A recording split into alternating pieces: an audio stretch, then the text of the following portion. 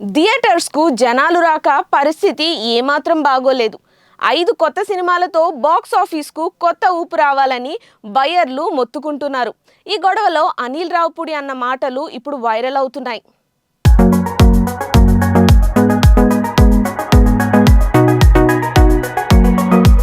ఒక పక్క మండిపోయే ఎండల కారణంగా కనిపిస్తున్న మెప్పించే కంటెంట్ లేనివి రావటం వల్లే సినిమాలకు వసూళ్లు లేవనే కామెంట్ ఏమాత్రం కొట్టిపారేలేం. వీటికి తోడు ఐపీఎల్ దెబ్బ ఈసారి మామూలుగా లేదు. ముఖ్యంగా రేస్లో ఎక్కువ వెనుకబడి ఉండే Hyderabad Sunrisers team super form తెలుగు రాష్ట్రాల అభిమానులను సంతోషంలో ముంచెత్తుతోంది. ఇతర మ్యాచ్లను కూడా ఎగబడి చూస్తున్నారు.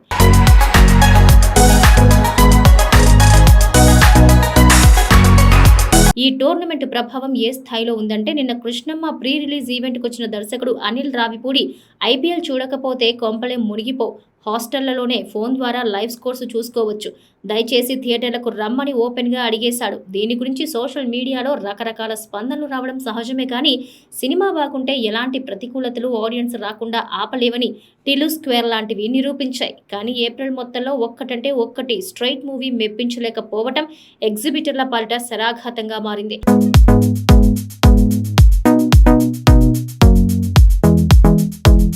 ఇకపై ప్రతి సంవత్సరం ఐపీఎల్, సమ్మర్ రెండింటిని చూసుకొని మరీ రిలీజులు ప్లాన్ చేయాల్సి వచ్చేలా ఉంది. అనిల్ రావిపూడి అన్న దాంట్లో లాజిక్ ఉంది, కానీ ఐపీఎల్, సినిమా రెండూ వినోదం అందించేవే. క్రికెట్ లైవ్ మిస్ అయితే మళ్ళీ చూడబుద్ధి కాదు, కానీ సినిమా అలా కాదు. ఏ షోకి వెళ్ళినా అనుభూతిలో మార్పు ఉండదుగా అనేది కొందరి వాదన. నిజానికి అనిల్ ఉద్దేశం అది కాదు. ఎండలకు మార్నింగ్ మ్యాట్నీలకు ఎలాగూ రారు కాబట్టి సాయంత్రం సెకండ్ షోలకు వస్తే బాగుంటుందని. అయినా ఓ మేకర్గా ఆయన ఆలోచించేంత లోతుగా ప్రేక్షకులు ఆలోచిస్తారా?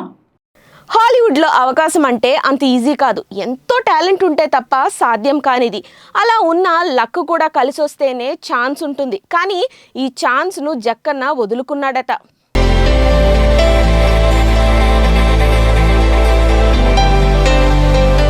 స్కిల్, లక్ ఈ రెండు ఉన్న ఇండియన్ డైరెక్టర్ ఎవరైనా ఉన్నారా అంటే ఒక్కడున్నాడనే చెప్పొచ్చు. అతనే దర్శక శిఖరం ఎస్ఎస్ రాజమౌళి. అవును, జక్కన్నకి హాలీవుడ్లో కూడా సినిమాలు డైరెక్ట్ చేసే అవకాశం వచ్చిందన్న విషయం ఆలస్యంగా వెలుగులోకి వచ్చింది.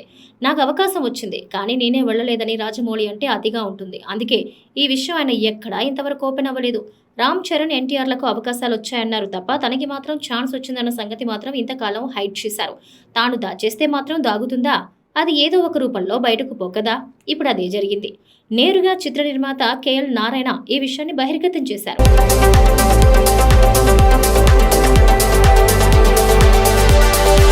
రాజమౌళికి హాలీవుడ్లో అవకాశాలు వచ్చినా ఆయన వెళ్లలేదు.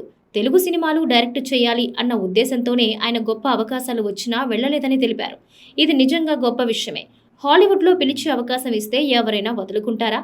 కళ్లకు అత్తుకొని మరీ అమెరికా ఫ్లైట్ ఎక్కేస్తారు. ఇండియాలో ఎంతో మంది గ్రేట్ డైరెక్టర్లు ఉన్నారు. అద్భుతమైన కథలు సాంకేతికంగా ఉన్నంతగా తెరకెక్కించగల క్రియేటివ్ డైరెక్టర్స్ ఉన్నారు. కానీ వాళ్ళెవరికీ సాధ్యం కానిది జక్కన్నకి సాధ్యమైంది. ఇది కదా తెలుగు సినిమా గర్వం అంటే.